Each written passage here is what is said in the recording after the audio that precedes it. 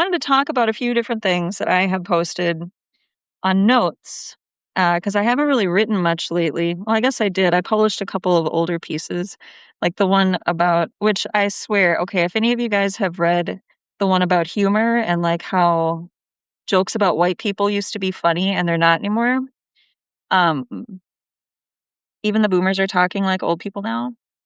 Well, yeah, they're mostly all they are boomers, I suppose. I suppose this place, I mean, it's 55 plus, and I don't know, my mom's a boomer, you know. I imagine a lot of people here are boomers because my mom is a younger boomer, and the people here are just about like, if not her age, because my mom is a young one. She's 66. She just turned 66. And yeah, the people here seem older, like in their 70s or whatever. My mom seems like the most youthful one in this place. But anyway, yeah, a lot of boomers. So anyway, um, what the hell I was saying? I didn't even smoke weed yet, you guys. But yeah, what was I I don't know, I haven't written much. I wrote the thing about humor, and that one was funny because it was really disjointed, and that's the reason why it's taken me like a year to publish it, or it took me like a year to publish it because I wasn't for whatever reason, I wanted to talk about that that horribly offensive joke when I put my wandering Jew plant in the oven and took a picture and sent it to, like, 3 people that I know would understand that I'm not actually anti-Semitic. And, they did chuckle or whatever. One of them was my mom, and I sent it to my mom because, she used to tell me dead baby jokes when I was a kid. So, like, I mean, if that explains my sense of humor at all, just wildly inappropriate for the sake of it. But anyway, I was like, "How does this fit in with the rest?" And it really didn't, to be honest. Like, it was so disjointed, and that's why I never published it until recently. But, I don't know, I've been going through a lot of old drafts and just publishing, like, just finishing them up and publishing them. Um Damn, someone is next to me getting into his minivan. I feel like, I feel like some sort of I always wanna say juvenile delinquent, but I'm 42 years old. I am no longer a juvenile. But anyway, I don't want this guy to be like, "What's she doing out here in the parking lot smoking pot?" So I'm just gonna not smoke yet. But anyway, I also wanted to talk about, like, the kids these days and their dating problems, right? Like, a lot of people on my most recent note where I was talking about, the crazy shit where, like, women will be like, "Oh, you're not gonna get a car from me? Well, then our date's off," or whatever. Like, I mean, and who knows? I got a lot of comments like, "Is this really happening?" And, that always happens. Like, people always just don't believe it's happening. And to be fair, maybe it's not. Maybe it's just entirely online and, like, none of this shit is actually happening, like, in the mainstream, and I would hope not because that's ridiculous. Um and I don't talk to Zoomers really, like, I don't have any real, like, Zoomer friends. My niece, she's a Zoomer, but, she just graduated high school, she's, like, at the end of Zoomerdom or whatever. So and she told me I did a podcast with her. If you go dig back to, like, December of 2024, you'll see my, podcast episode with my niece, Adara. She's great. She just graduated high school. Um, but anyway, she's, like, the only one I actually, like, talk to, and like we talked about in our podcast that we did, like, she basically dispelled a lot of rumors about Gen Z, at least in the high school atmosphere. She said, "Yeah, people are definitely having sex, people are definitely dating," and, like, she's had a boyfriend for the last, like, 2 years that she met in high school. This car is not fucking leaving. I wonder if he's actually just, like, hotboxing it in his car too. I wanna look, but I don't wanna be super obvious, you know? Oh, it's a chick, that's not even a dude. Oops. Anyway, whatever. I'm just gonna do this. So I'm gonna get really dumb in a minute, but, don't mind me. But yeah, I don't know. I don't know what the fuck it is, but, like, if these things are true, if people are being, like, super picky or, like, having there's these weird expectations that are just and I used to think this when I was in my 20s and I was dating because it's the same shit. Like, I would that's when I would go, like, look at red pill forums and stuff and also troll feminist blogs. Like, I didn't agree with either of them at the time. Like, I hated both the feminist blogs and the red pill people. I thought they were all just a little messed up in their own ways. And, I guess I still feel that way to an extent, but I have appreciation for them both in their own various ways. But anyway, I would see a lot of this stuff on the Red Pill forums. Like they'd talk about, stuff that women expected of them. And I'd always think, what the fuck women are you hanging out with? Like, no woman I hang out with acts like this. Like, none of them. Like, I don't know who in the hell you are trying to capture here, but like, it's no wonder it's not working. And I would always think this is not how normal women are. Like, however it is that you are personally like perceiving us and experiencing us, it's like my main thought was like, if you just went after a normal chick, you'd be fine. You wouldn't have all these crazy expectations to deal with. And I still feel that way. But I also have to acknowledge that I am extremely out of touch because I haven't dated in like a decade because I met my husband a decade ago, slightly over a decade ago. So, yeah, this person really is just chilling in their van. That's fucking annoying. Why'd I have to park next to the one person who was also going to chill in their vehicle? I don't know. Anyway, this is one of those live videos where I did not like meticulously do my hair, so you can't see my like fake eye doing all sorts of weird stuff. It like does not move the same way as my right eye. So enjoy that. Um, anyway, so yeah, kids these days, they're weird and I don't get them. Asserts vehicular chilling dominance. Yes. We're gonna fight about it. We should just join forces and like hotbox this car together. Actually, that van's a little bigger. What if that's what they're doing? Like, why the fuck are they just hanging out in their car? They're probably wondering the same damn thing about me. They're probably on like TikTok or some shit being like, who is this stripy shirt girl in this Virginia car? Because I got my Virginia plates. Anyway, I should drive to the other side of the parking lot. Or maybe that would look even more suspicious. I don't know. I don't know what I should do. Um, assert vehicular chicken. Yeah, I suppose that makes more sense. Pikachu. um. Anyway, what else did I want to talk about?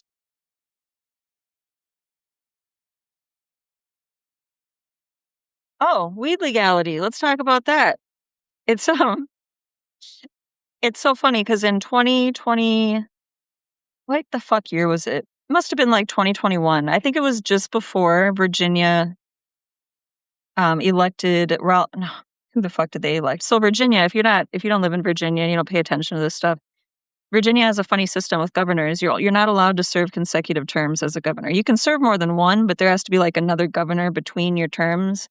It's bizarre, and honestly, I don't know if like I can appreciate the intent, which is probably like to not have career politicians or whatever. But also like 4 years is not very much to get something done if you have like an actual agenda. And anyway, so Ralph Northam, under his administration, they legalized weed in Virginia, and they made a plan for like the following year to like open up recreational dispensaries. And that was pretty cool. And then we elected Glenn Youngkin. I say we, even though I didn't vote for him, but we elected Glenn Youngkin. And Glenn Youngkin's a Republican. And he was like, no, we're putting the brakes on everything THC related. And that was annoying, but expected because he's a Republican and Republicans don't do the weed stuff proactively. So I just got my medical card and it was fine. And I didn't really care that much. And then we elected Abigail Spanberger, a Democrat. So my husband fucking hates that lady, hates her. Oh my God, he calls her rat face, whatever. He's a big, 2A guy. So um, he just can't stand any Democrat that wants to restrict guns at all. And I get it. But anyway, I was like, well, at the very least, she's going to let us open recreational stores. No, she didn't. She literally vetoed it. It was complete bullshit. And any lefty that I know in Virginia was like, you had one job. Like you really just failed at that, like of all things. Come on now. So anyway, um that's stupid and annoying. But back when we legalized it in Virginia, I thought to myself, Minnesota is not only going to legalize it, but they're going to open recreational stores before Virginia ever gets around to it. And sure enough, that's exactly what you can do. I've gone to dispensaries here, like legit dispensaries in Minnesota, several times, like recreational ones. And I would still get a medical card if I moved back here just because I think the taxes are lower. But Either way, it's ridiculous. Minnesota's just better than Virginia. But speaking of places that are better than places, so I went to Madison last week, so I've got, like I was basically, like, going between a couple of doctors to see, like, where I'm gonna do this next, like, phase of my treatment or whatever. I thought I'd be in Jacksonville in Florida at another Mayo facility because that's why I'm in Minnesota for the most part anyway. Just go to the Mayo, be, like, closer to my family. But turns out University of Wisconsin in Madison is, like, phenomenal. Like, holy shit, they're great. And I don't know why there's so many amazing, like, hospitals and, like, various, like, research centers in the Midwest, but it's perfect. Like, I just love it. So anyway, I'm gonna do all that stuff in Madison, and which is great because I love Madison now. Like, holy shit, I love it. And my ex, I wrote about him. He's the one that, transitioned after we broke up. I'm still gonna call him he, because he was a he when we were together. Anyway, that one's called Drunk and Disorderly, if you feel like writing that down and going back to read it at some point. But anyway, that ex went to college in Madison. He was fucking obsessed. Like, he had a Madison area code and everything, and he refused to change it. Because I swear to God, I don't even know why he moved back. Like, he just needed to stay in Madison. He was so obsessed with that place. And so I always kind of rolled my eyes about it. But as it turns out, he's right. Like, Madison's cool as hell, at least for a certain type of person. And that certain type of person is definitely me. Like, I'm just like, the more like hipster person, hipster millennial who still wants to go to hole in the wall restaurants and dive bars. Even though I'm not drinking right now, it's still fun to go to dive bars. Um, but yeah, I don't know. I love Madison. It's great. And it's weird because like I always talk about Minnesota nice as a concept and how people are much better here than they are in, Virginia or the mid-Atlantic in general. But Madison, like, has this beat somehow, like, they're even polite in their cars, which is bizarre because typically in Minnesota, people are aggressive assholes in their car. Well, for the most, like, everyone I know in Minnesota, like, screams at people in their vehicle. Like, you can't hear because the windows are rolled up, but I feel like that's where we get all our aggression out, is, like, inside of the safety of our vehicles because, we don't wanna do it in real life. Um, Someone just posted a really good essay, and gosh, was it Andrew Johnson? I can't remember exactly who it was. My apologies, but I shared it not too long ago. I shared it after I read it because it was so unbelievably accurate about what Minnesota nice means and just like the general niceness of the Midwest. Like a lot of people who aren't from here come here and they think that we're all fake. And that term has always bothered me when it's used to describe people because I'm like, what the fuck does that even mean? Like, I mean, you could be describing like someone who's like two-faced or whatever, but and maybe that does in a way describe some Minnesotans because I think a lot of people talk shit about other people in private, mostly because they don't do it to anybody's face because they are non-confrontational. We are non-confrontational, but we're not manipulative and we're not faking it. You know what I mean? It's like we like in Minnesota, at least in my experience and the way that I personally act and the way that I like experience my own like behavior toward other people, I would never lie to somebody in order to be nice. I would just find the nice thing that I could say that was true and say that, you know what I mean? Or like if I had to say something negative, if someone wanted like, "Oh, they finally started their fucking van. Thank God, maybe they're gonna go now." Anyway, um, yeah, if I had to say something negative, right? Like someone's like, "What do you think of this outfit?" And I think the outfit fucking sucks. Like I'm gonna find a nicer way to say that, but I'm not gonna tell them it looks good or something. You know what I mean? So it's not about lying. It's just about the way that you communicate things to avoid conflict or to avoid hurting people's feelings. And we all genuinely think that's what we're doing. We don't think that we're trying to like pull one over on you or whatever. And I see how people can think that that's fake. And I can also see how autistic people hate it here because of that, because no one is super direct, like just nobody. Like that's just not how Minnesota works, except when you'll see younger people complaining about it and maybe they'll be more direct, like just to combat that in a way. But I don't want it to change, like I feel bad for the people who like don't who just aren't wired that way, you know what I mean? But it's also like such an important part of Minnesota culture, in my opinion. And I like it better. And maybe that makes me thin skinned or weak or whatever, because I can't fucking stand how blunt and harsh everybody is, like, where I live in Virginia, like, in the Northern Virginia area closer to DC. I can't stand it. I am not built for that shit. I'm way too Minnesotan, you know? I'm way too Midwestern in general to deal with that. But, um, yeah, that's just how it is. I'm just more comfortable that way, and I think, honestly, that, like, I don't know, I'm fluent in Minnesotan, you know what I mean? And I can tell, like, if someone means something or if they don't, for the most part. I mean, you gotta get good at reading hints, right? So I guess I'm glad I'm not autistic because, I've had to learn how to do that and all that, but it also seems just like a natural thing, like, of course I've learned how to do that. That's just how I grew up. I'm curious if any other Midwesterners feel similarly. I know that, like, the Midwestern niceness kind of varies depending on where you are in the Midwest. Like, I feel like the upper Midwest, like, Minnesota, Wisconsin, maybe Michigan, like, we've all at North Dakota, maybe, like, we've all got a specific kinda niceness to us that I feel like maybe Missouri and, like, I don't know, Ohio don't necessarily have in the same way. Let's see, what does that say? "You ain't alone. The East Coast" don't mind my hand, it's just hard to read comments. "You ain't alone. The East Coast mentality is unintelligible to anyone born or raised west of the Appalachians. I'm a native West Coaster with a bit of Texan mixed in." Yeah, yeah, it really is, like, I feel like I mean, they're just so goddamn aggressive, and it probably has something to do with their population and the density, and especially if you're, like, from the Midwest or especially a West Coaster because you guys your density is, like, non-existent for the most part except for, like, LA and Seattle or something. But, yeah, it's what I tried to, like, figure out a pattern to this because I've known a lot of transplants, and transplants, by and large, to Minnesota say that it's very difficult to actually fit in here and to make friends. And I've always found that to be,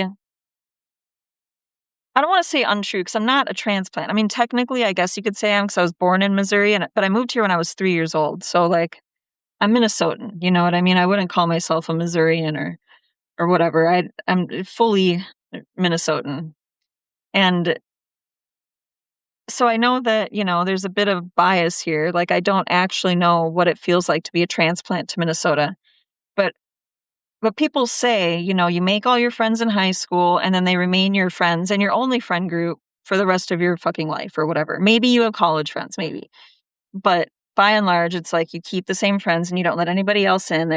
People are very insular or whatever, but I never really found this to be the case.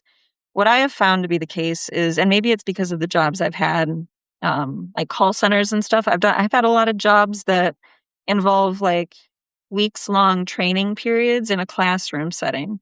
And I've worked for a lot of places where my coworkers are all a bunch of fellow millennials. So it was really easy to like rapidly get to know one another and just become friends. And it's not people always say this other thing too, like, oh, they'll be really nice, they'll dig your car out of the snow, but you're never getting invited over for dinner. That's also just untrue. Like as soon as you get to know somebody, you invite them over. Like you're like, hey, I'm having a bonfire, I'm having dinner, whatever, of course you invite people over. And so and I was also, like, sort of a transplant adopter, like, as soon as I identified one, I'd be like, "Oh, let me show you everything amazing about my favorite city." And so a lot of my friends are transplants, and what I have noticed is that it depends where they come from. I've noticed Southern transplants, like, people who come from the deep South or just the regular South, like, they seem to get along better in Minnesota than people who come from the East Coast, and it's hard to say about the West Coast because there was one chick I knew, she was my, boss at a brewery I worked at. She was mostly raised in Seattle, she mostly lived in that general area in the Pacific Northwest, and she fucking hated it. She hated it so much in Minnesota, like, she survived here for, like, 5 years, and then she was like, "I'm going back, I can't do this anymore."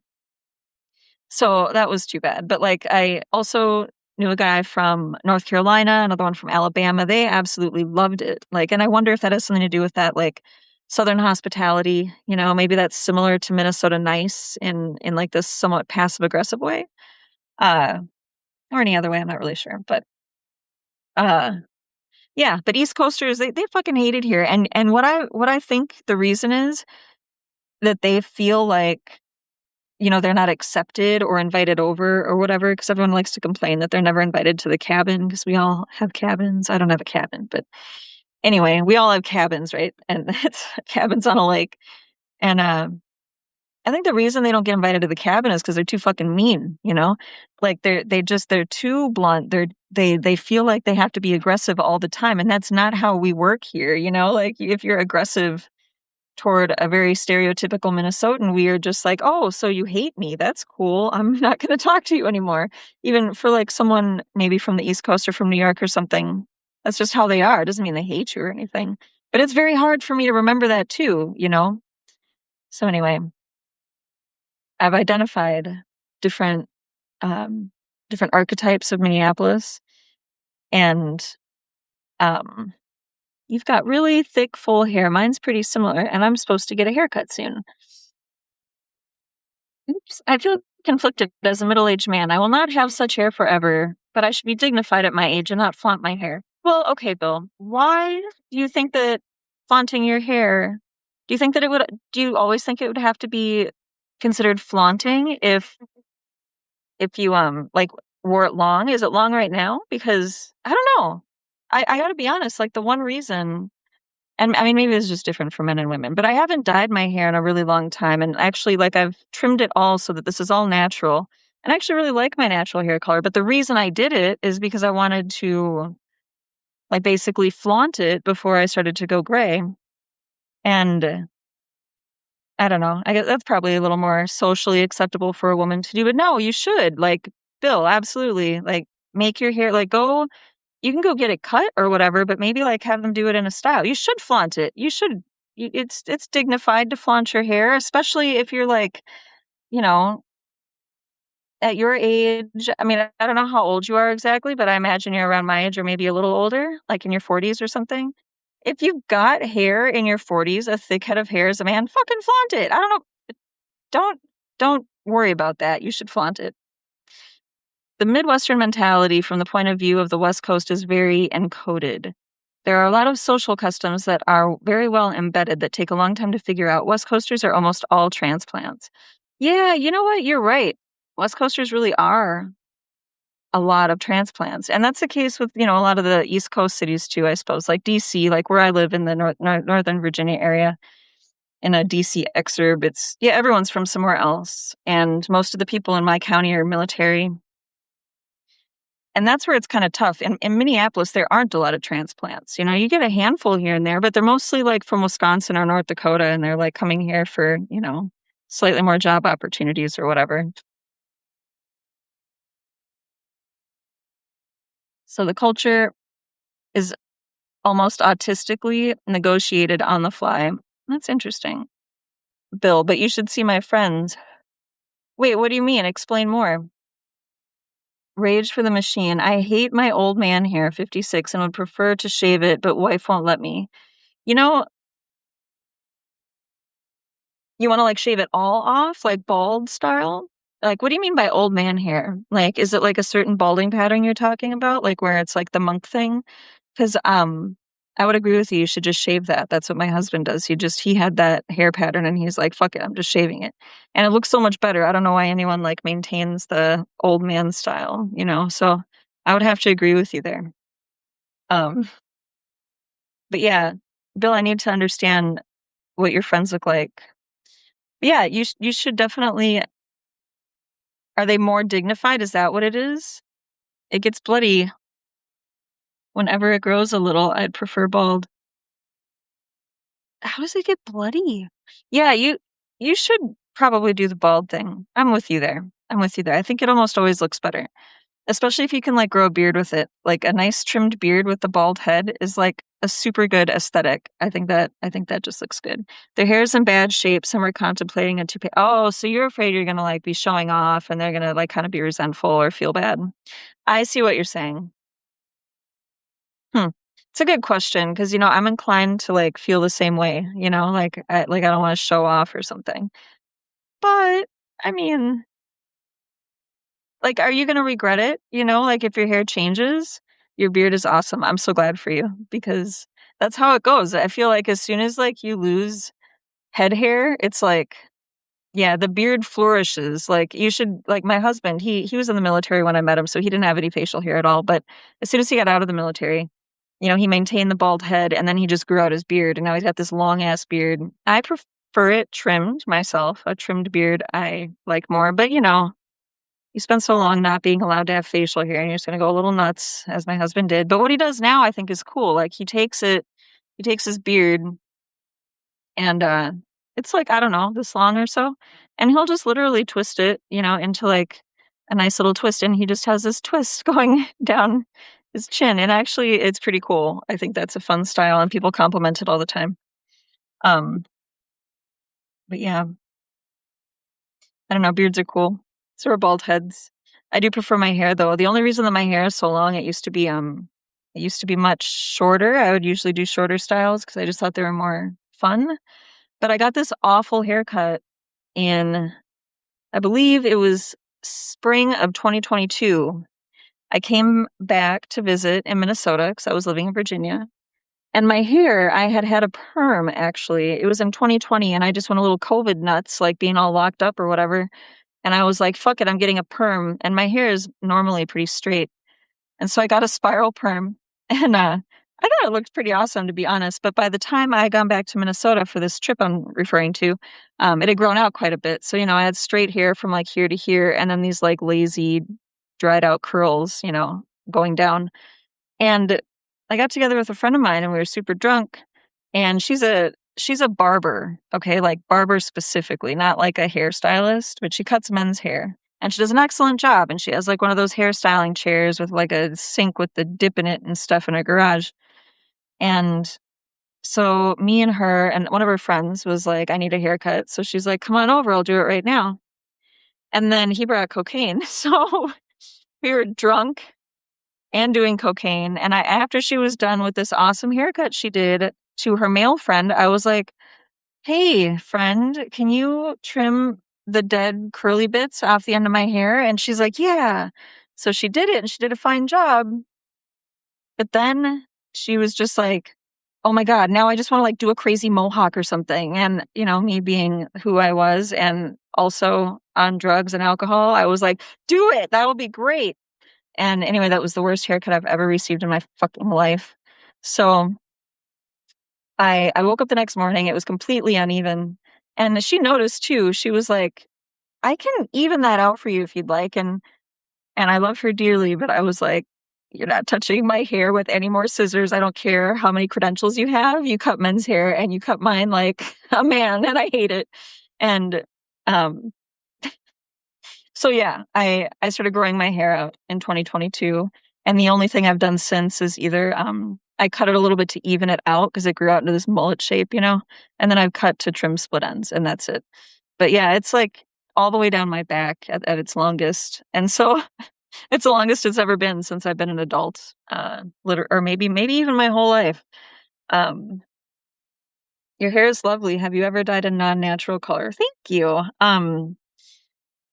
Not a non-natural color, like blue or green or whatever, no. I always think those look terrible. Like, it looks kind of fun for, like, the first day or 2, but then after that, they tend to get faded, like, especially blue. I've always really hated blue as a hair dye color because it turns, like, this sickly green, and it always looks stringy. So, anyway, no, the closest I've come to doing that is, when I was, like, 21 or so, I got red highlights, like fire engine red. But they were so subtle, you could hardly tell. But no, I've dyed my hair a lot, though, like natural colors. I used to do, back in the emo days of the early 2000s, I would dye my hair black, and it was, like, short, like, I had, chin length sort of bob, and I would dye the whole thing black, like, wait a day, and then I would get, like, this bleach, and I would do this thing where I just, like, brushed it back, and I would just brush the bleach, like, on this layer that I had brushed back. And what would happen, I would only leave it in long enough for it to turn basically orange, because you just put one layer of bleach on black hair, and it's not gonna do much. But I wanted that. I wanted the red effect. I wanted it to be black underneath and, like, orangey red on top, and I used to do that all the time with, like, black eyeliner with white eyeliner over it and a studded belt, like, I was such an emo kid. But, so I used to do that one a lot. I did try blonde, actual blonde a few times. But the most often colors I would do, I would take, like, what my natural color is now, which is just, like, brown, but with some, like, red highlights, which you can't see in this terrible lighting. But, I would just dye it. I would take like blonde hair dye and just dye it over this color. And what that does, it only lightens it a teeny bit. It just turns it into like a natural looking red. And when I was a baby, I actually had like orangey red hair. So my complexion makes it look natural. So I would do that once in a while. Otherwise I would do like a dark brown. But yeah, I stopped dyeing it altogether. And about the same time, I think I dyed it once after that terrible haircut. And then since then, like I said, it's all been chopped off. So it's all natural, currently. But see, my wife is dealing with that exact thing right now. She's very orangey at the moment. Yeah, it's really hard to you gotta tone it like with like purple. Like you either have to bleach it again if it's still orange, and then you gotta use like a purple shampoo or a purple toner to offset that orangey color.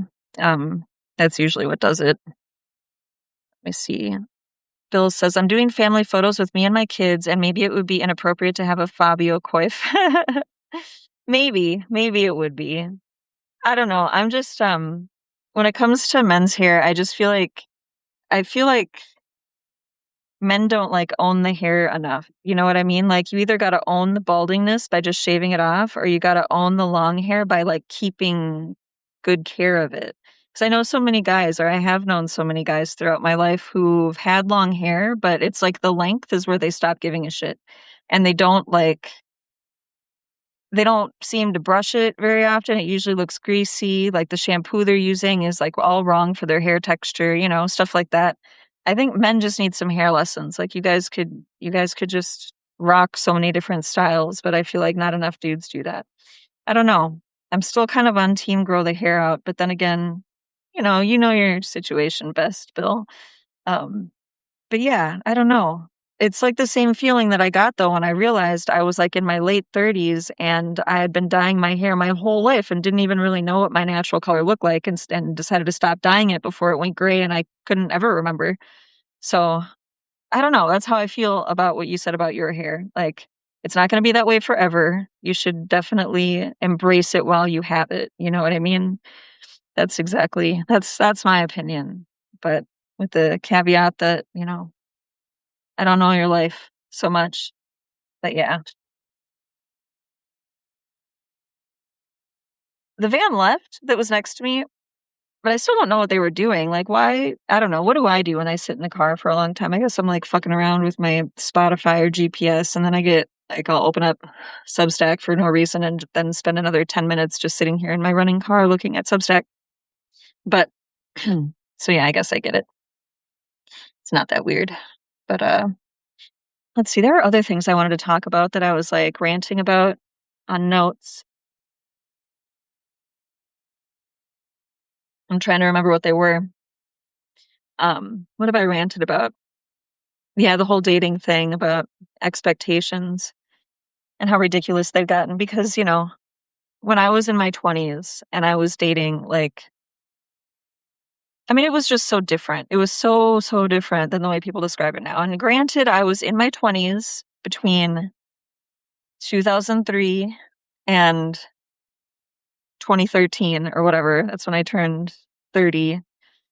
But even in my 30s, like, I dated for like 2 years of that before I met my husband. And I don't know, I think it's just totally a subculture thing. Like these people, I think I went off track when I was talking about the red pill stuff I used to read back in my early 20s because I read that Neil Strauss book, The Game. I thought that was fascinating. That was a very interesting book. I'd read it again, actually. It's been a long time. But it's basically just a crash course in how to manipulate the fuck out of people, which I thought was just horrifying, but also it was just like I couldn't put it down. But anyway, yeah, like my issue, like I was talking about earlier in this live stream about my problems whenever I would read the red pill forums, the thing that I never got was like, why are you even pursuing this type of woman? Like everybody you talk about sounds like a gold digging bitch. I don't get it. Like find normal women, how is that hard?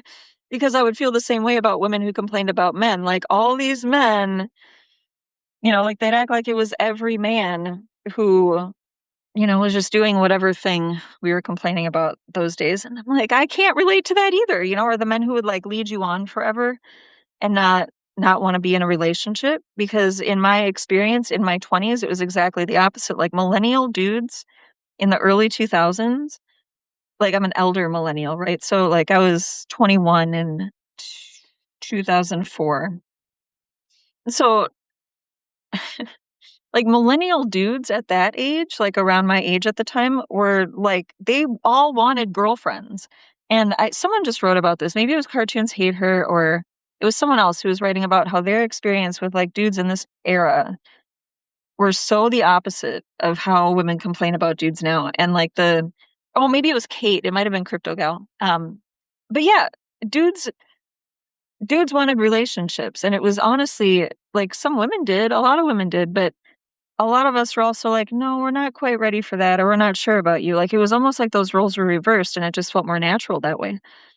But I also didn't realize that, like, I mean, I don't know, to me, it always felt like, "Well, why don't you just hang around different people? What is it that's so important to you? Like, how are you stuck in this area where, like, you're only meeting douchebags, or you're only meeting, like, crazy bitches with high expectations that don't make any sense, like sending a car or whatever the fuck."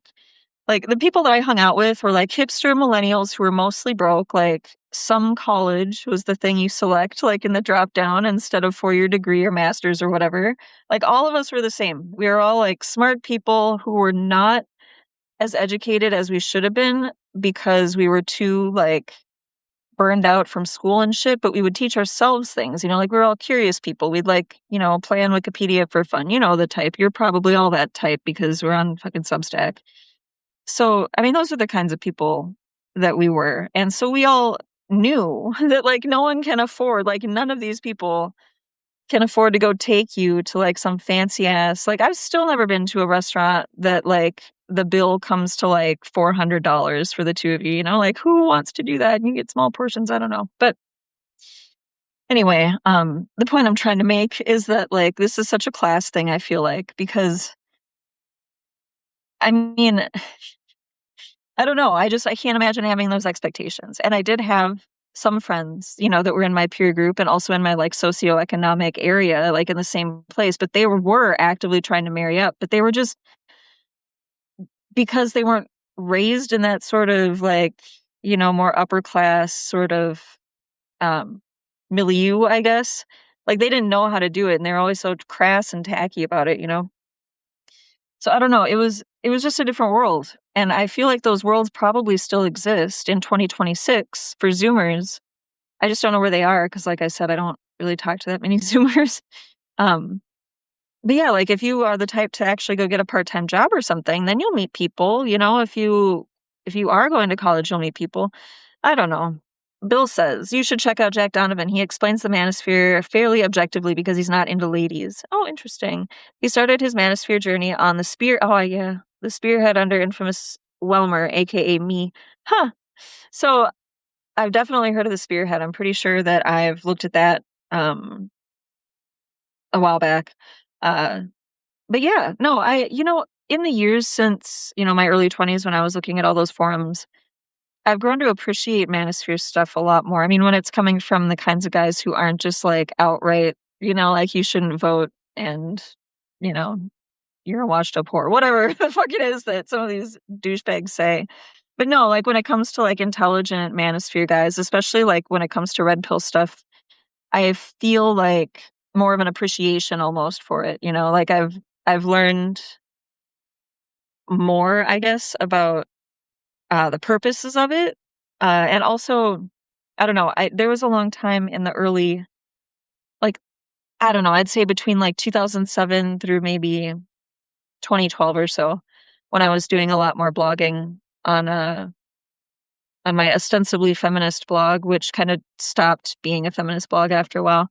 I attracted a lot of manosphere types, and we didn't call it that back then, but, like the MRAs or whatever, and other anti-feminists, but they weren't like they weren't vicious or mean toward me for the most part, they were all and this was just like WordPress and Blogspot and stuff, we all just got connected in whatever blog spaces.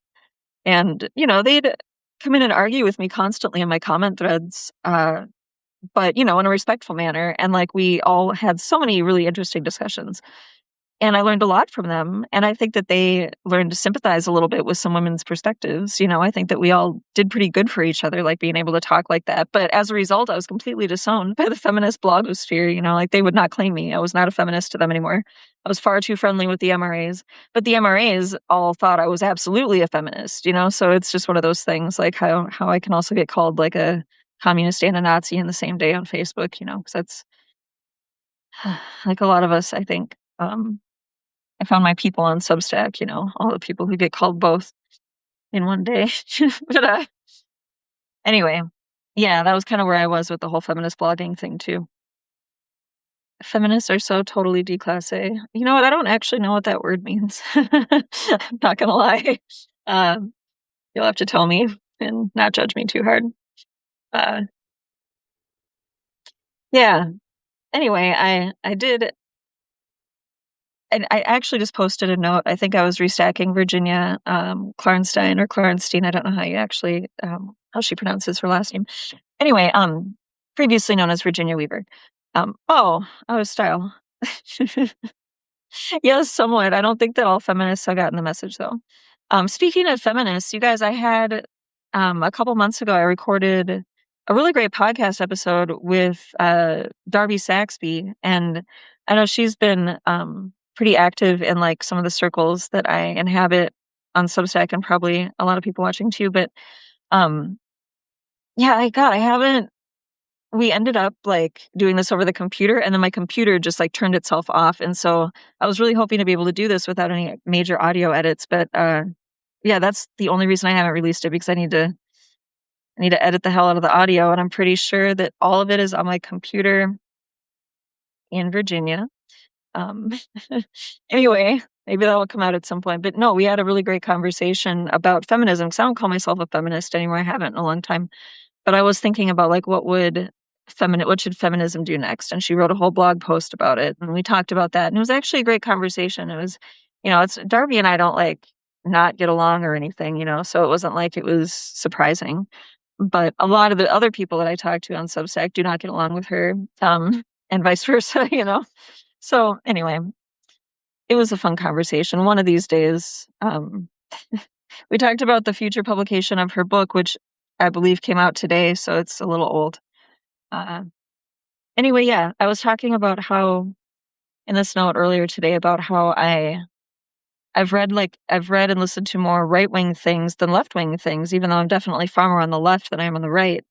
Um, there are a couple uh there are a couple, I don't know, views I have, that would people would call right wing or whatever, but I wouldn't call myself like right wing. I think mostly I try to judge the issues, on their own, without, bringing any parties or ideological sides into it, while still trying to, keep the big picture in mind and all that. And, I usually end up somewhere on the left when I do that. It's just, there are a handful of issues in which I do not. Like gun rights, for example, that's probably a big one, like school choice, there's a handful. Um, but yeah, anyway, as I was saying, I've never read the Communist Manifesto, even though I own it. But I have read a ton of Milton Friedman, and I was like in a super hardcore anti-capitalist phase for a few years, like during Occupy and after. Um, but not so much anymore. I just don't. I mean, our economic system, it has some problems, but I mean, basically, I'm just more like my views are more like I'd appreciate more, a little more like a mixed economy is good. You have social services and you have a free market. And, I think the balance could be a little different in how we allocate things, like certain social services versus certain regulations, things like that. We could change the balance, but that's about it. And that's why sometimes I just call myself a liberal, because liberals don't hate capitalism. It's leftists that hate capitalism. Um, yeah, so that's what the weed is doing to me. I'm just jumping around topics like crazy. Darby is hysterical, totally reactionary, ancient regime type. you know, the reason that I think I like talking to Darby about feminism is because she reminds me a lot of myself in terms of, like when I was calling myself a feminist, I took a similar approach that she does, I think. which I can still respect. Like, she wanted to call herself a feminist for a variety of whatever personal reasons.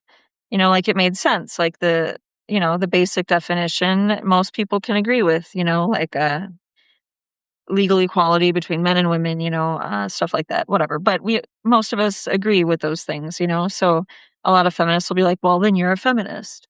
And one thing that people push back on me a lot when I was feminist blogging all those years ago is they would ask me, well, why do feminists have a monopoly on those things? Why can't you be something else and still believe, or be nothing for that matter, and still agree? Like, you don't have to call yourself a feminist in order to believe that men and women, are equal in whatever way, or to believe that women deserve credit cards or something. And you just don't have to be. And it should not be a requirement that you get identified by someone else as a feminist uh, as a result. So I mean, that kind of stuck with me, and it's true. I still believe that. Like, I have plenty of views that are considered very feminist. I just don't call myself one because mostly because it doesn't make sense, because nobody defines it in the theoretical way. They define it in the way that they see it acted out in real life, which currently is a bunch of online assholes talking about how much they hate men, and it's only like marginally better than it was, in like 2015 or whatever. I got a copy of Das Kapital and the Communist Manifesto in 1987 in Moscow. Lowest quality print job I've ever seen. The books literally fell apart in my hands, and that does not describe. Yeah, that's brilliant. um, yeah, I just have, like, I don't know. It's probably like a Penguin Classic reprint or whatever the fuck. I don't know. Um, but yeah, I still haven't read it despite owning it. I have a problem with any standpoint epistemology because everyone is standing in a different place. Yes, exactly. I agree with you. Um, yeah, that's just the whole problem, I think, with a lot of and another friend of mine too. This is kind of related, like, to the feminists. Like, why do feminists have a monopoly on this particular type of equality or fairness or whatever? Um, a friend of mine who, for all intents and purposes, is pretty woke in terms of his opinions and stuff. He's very critical of the so-called woke movement, right? And we're talking about critical theory, and he's like, the thing that these people forget is that this is just one of many theories about, that describe, social interactions and things like that. It's just one of many. It's not necessarily the right one. And that's where it just kind of turns into the whole religious thing, where it mimics religions, and how so many of those people that I know who are like extremely uh rigid in their so-called woke views came from like super repressive religious households. So it's like that's all they know in terms of like strategy and how to like behave or whatever. Um, so it makes perfect sense. I used to kind of roll my eyes at the whole it's like a religion, comparison, but no, it's actually completely true now that I've like witnessed more people in it. Um, yeah, that's exactly how it is.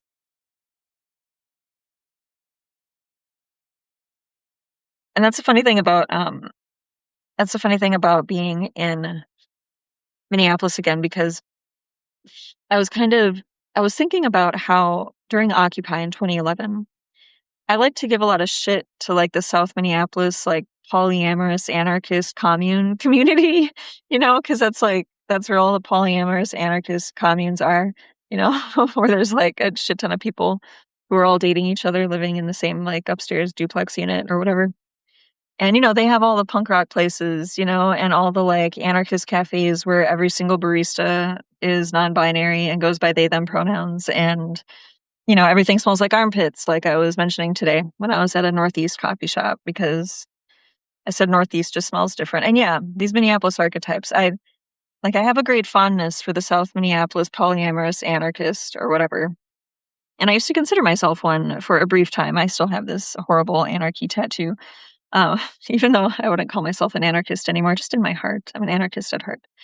Uh, but Anyway, everything fucking smells like armpits because the anarchists don't wear deodorant. I don't know, man. It's annoying as shit. But, anyway, that's just how it is. But I was never one of them. Like, I could not become a true South Minneapolis, polyamorous anarchist living in a commune. I just couldn't. No, my Minneapolis archetype was definitely the Northeast hipster. That's who I was. That is who I still am, to some degree or another. I know the hipster has long since like left the cultural lexicon, but we still exist. You should just walk around North Minneapolis sometime. You'll just see aging hipsters. Like the guy in skinny jeans and the graphic tee, just his beard is just gray now. Like he still looks identical to how he looked 10 years ago in our heyday when we go to the farmer's market and then brunch and have like some super fancy Bloody Mary and then day drink. And yeah, those are the days. I loved living in Northeast Minneapolis. Um, but I don't mind the suburbs now, to be perfectly honest with you. My car gets broken into far less, and by that I mean 0 times so far. So that's neat.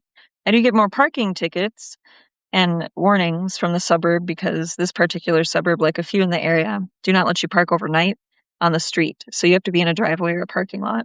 That's very annoying if I end up going to bed too early and I haven't pulled into my sister's driveway or whatever. I don't know. They play this like car musical chairs game where everyone has to hang up their car keys right by the door so that any number of people can move cars in and out of the driveway at any given point. It sounds obnoxious to me, but anyway, I'm in the old folks home parking lot now, so I'm safe. Well, I've been doing this for like almost an hour now. I think I'm gonna finish this here weed and then I'll probably stop streaming. I appreciate you guys joining me for this very disjointed conversation. But let's see, what else? I wanted to talk about something else, didn't I? Oh, you know what else? Yeah, there's that other thing that's going around. I mean, these things are all somewhat related, right? It's all gender slap shit. Like we're like I'm always in the gender slap sort of community. We a community, God. Anyway, the whole thing about like, because Phoebe Maltz Bovey, she just published her book, just came out, The Last Straight Woman, and I've been meaning to pick that up. I have not yet, but anyway, I would like to read it. I'm going to soon. But yeah, I'd restacked something from one of her essays about, you know, how women just like are said to universally hate the naked male body or something, or at least not find it attractive at best. Whereas men, love women's bodies. And apparently women are supposed to love women's bodies. But I just, yeah, I feel like maybe I don't explain myself super well in certain arguments because like I feel a certain like righteous anger about whatever is said and I just know it's wrong and then I just go off, and then people argue with me and totally don't get what I'm saying and I'm just like, why the hell don't you understand what I'm saying? And maybe it's me, maybe it's just me when I, write too quickly on a throwaway note sort of situation. But I thought it was very funny that the only people who disagreed with me for quite some time were all men about how women don't like men's bodies. I'm like, what? Like, men? Why are you fighting on so hard on this side? But you know, I don't know. I got to find a better way to articulate my whole argument that I made about this yesterday because I don't feel like I did a good enough job. If that many people were like trying to tell me men and women are different, like, duh, like, have you read anything I've written on Substack? Like, obviously, I know men and women are different. And then, the people who were like, no, this is very normal. And the thing is, I bet it is normal. Like, I mean, you always hear the offhand remarks about how men are just not as pretty as women naked or whatever. But that's the thing; they're not supposed to be pretty, right? Like, men are supposed to be like, I mean, I don't know, some women like pretty men, right? But what I mean is like that's not the metric for men to live up to, like it is for women. Like there's beauty or something, and beauty can be used like androgynously, like you can use it for anyone, but you have to be like careful how you use it with men, otherwise it just sounds like goofy. Like you have to be really intentional about it, I feel like. But I don't know, maybe it is a minority of women who actually thoroughly do enjoy like the way that the male body tends to look, Maybe that actually is rare. Maybe a lot of women these days don't think about it. I don't really know. But I mean, I think about myself when I was like in high school and I remember, and this doesn't have anything to do with like bodies per se, but it's more like male beauty, right? So like there was this guy, his name was Max, and he had this really long blonde hair. Not really long, it was like, I don't know, shoulder length or something, and it was, like, just a super light blonde, and he had a pretty handsome face, and he was just a cool dude, and I just remember I would always look at him and think, "I just wanna paint you."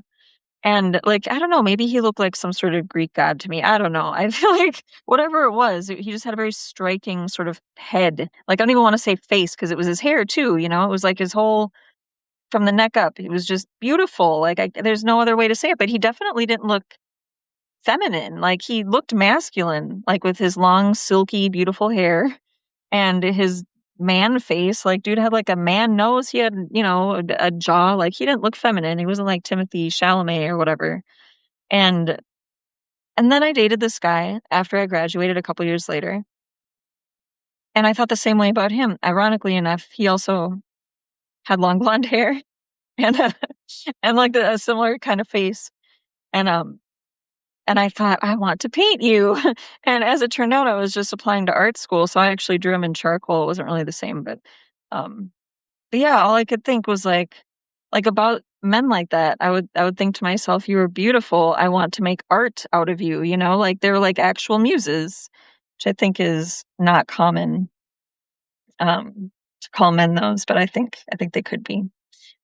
Uh I think my sons are beautiful. See, how old are your sons anyway? I'm curious, Bill. I'm gonna read your other comment. There was a restaurant in my old Seattle neighborhood named St. Cloud. It was really nice. Be Minnesotan. Yeah, St. Cloud. That's funny that it was called St. Cloud. I've been to St. Cloud a handful of times. I used to go to a lot of concerts there. They had this place called the Red Carpet that was I don't know, it was pretty cool. It was just a music venue, it's like 45 minutes northwest of the cities. Um, but people make fun of it all the time, It's like the armpit of Minnesota or whatever, or it's just like run down. I don't really know if it's actually still like that. I've not been to St. Cloud in ages, but 12 and 21. Yep. See, so Bill, you get it. Like, I just, yeah, I don't know if these women mean it when they say things like this, or if it's like more performative and you're just like saying it because you think you're supposed to say it and, it feels funny or whatever. But yeah, I don't relate. I don't relate at all. And I do think that it's funny that it was only men until today. I think it was today that I read a comment from a woman that mostly agreed with me, or not with me, but with the guys. But it was just one. It was just one, and it was actually like specific to dick pics or whatever. Like I don't want to see a context-free dick pic, which, like, I mean, who does? That's pretty normal. But what got me were the comments about, like, men and women are different, like, they're explaining this to me and educating me, like I was somehow under the delusion that we are not, like, we are the same. That is not the case. Um, yeah. Well, it's not even raining anymore, and now my car is warm, so now that I've been out here a full official hour, I think I just may, end this live stream and go inside. But thank you for joining me on this little car and weed adventure. Um, yeah, I love beautiful men. It isn't sexual. See, that is what I like to hear. I think I think that that's a good way to look at it. Big win for life in this chat tonight. You know, yeah, I would have to agree. I don't know if I know exactly what you mean by that. Feel free to expand. But but yeah, life is cool. And I guess I'm not done with this weeds. I might just finish it real quick while I'm still in my safe space, not around the old people. Um, but yeah, anyway, yes, thanks for joining me, everybody. And I'll come on here and do another very random live stream about nothing or everything sometime soon. Your efforts are appreciated. Well, I enjoy talking to people. I think it's fun. I'm about to do my gummy with my wife. Oh, that's what I forgot of my sisters. I had a whole bag of gummies I wanted. Excellent. You enjoy your gummy. You're smoking weed and putting your vape in the old folks slot talking about beauty is a win. Excellent. I appreciate that also. Speaking of my vape, see, this has to happen, like, at least, there it is. I found it. I found my vape. You have great hair. Thank you. And Bill, I really need you to not cut it. I think it would be perfectly dignified if you just left it or styled it however long it is. Like, you only have so much time. Just do it while you can. That is my opinion. All right. Thanks for watching, everybody, and talking. It was fun. I will see you again soon.